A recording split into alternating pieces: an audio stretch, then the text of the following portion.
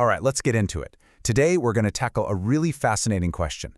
Why is it that some religions seem to pop up all over the globe, while others stay really close to where they started? So have you ever really thought about that? I mean, how did faiths like Christianity or Islam become these massive global phenomena with billions of people in pretty much every country you can think of? And at the same time, you have faiths like Hinduism or Shintoism that are almost entirely found in one specific part of the world. This isn't just random chance. There's actually a geographic logic behind it all. And that's exactly what we're going to unpack. So, to make sense of this whole pattern, geographers use this really fantastic framework. They split the world's religions into two big categories: universalizing religions and ethnic religions. And trust me, this one distinction, it's the key to understanding everything. Okay, so first up, universalizing religions. The name pretty much says it all, right? Their whole ambition is to be universal. The core idea is that their message is for absolutely everyone, everywhere. They're all about spreading their beliefs, and they actively welcome new members. Doesn't matter who you are or where you're from. It's all about growth and global reach. And then on the complete other side of the coin, you've got ethnic religions. These faiths are just deeply, deeply connected to a specific group of people and a very specific place. Here, the focus isn't on bringing outsiders in. It's all about keeping the traditions and the identity of that one community alive. Being a member is usually about your heritage, about being born into it, not being persuaded to join. And this is where it really clicks. It all boils down to that one word: goal. For universalizing faiths, the goal is global appeal. The mission is to bring all of humanity on board. But for ethnic faiths, the goal is all about localized identity, to be the spiritual heartbeat of a very specific culture. And these two completely opposite goals, they end up shaping everything else. Okay, so let's put some real names to these ideas, ones you'll definitely know. In that universalizing group, you've got Christianity, Islam, and Buddhism. These are three of the biggest and most widespread faiths on the planet.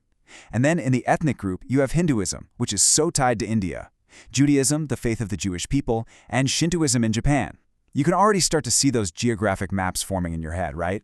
So it makes total sense that if the goals are so different, the playbooks for how they spread are going to be different too. This gets us into the nuts and bolts of how a faith actually travels across the map. Geographers have a cool term for this: diffusion. And diffusion is really just a simple idea. Think of it like dropping a pebble in a pond and watching the ripples spread out. When we're talking about religion, we're talking about how a set of beliefs and practices moves from one person to another, from one town to the next, sometimes across entire oceans. And wow, this table just lays it all out perfectly. You can see the difference in strategy right away. Universalizing religions, they spread fast, and they use two main engines to do it. People moving, sure, but also active missionary work. Getting converts is a huge part of the mission.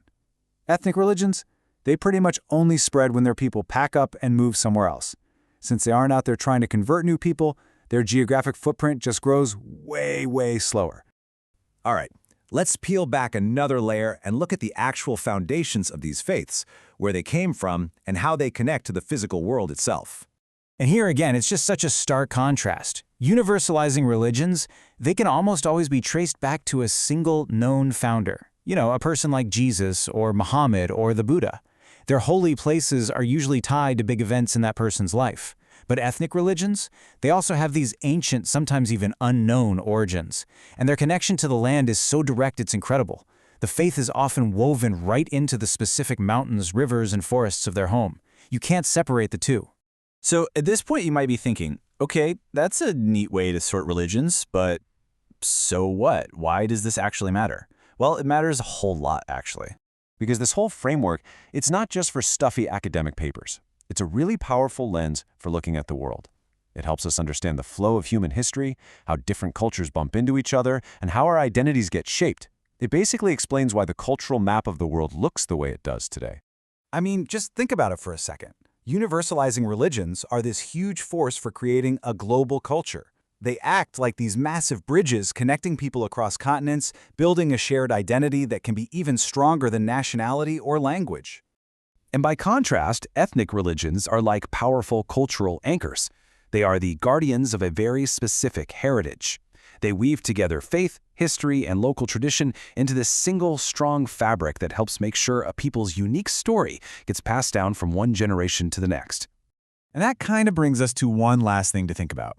In the world we live in today, super globalized, hyper-connected, where ideas and people are moving faster than ever, what happens to this old framework? Are those lines between universalizing and ethnic faiths going to start getting blurry? It's a really big question, and it kind of makes you wonder what the geography of faith will look like in the future.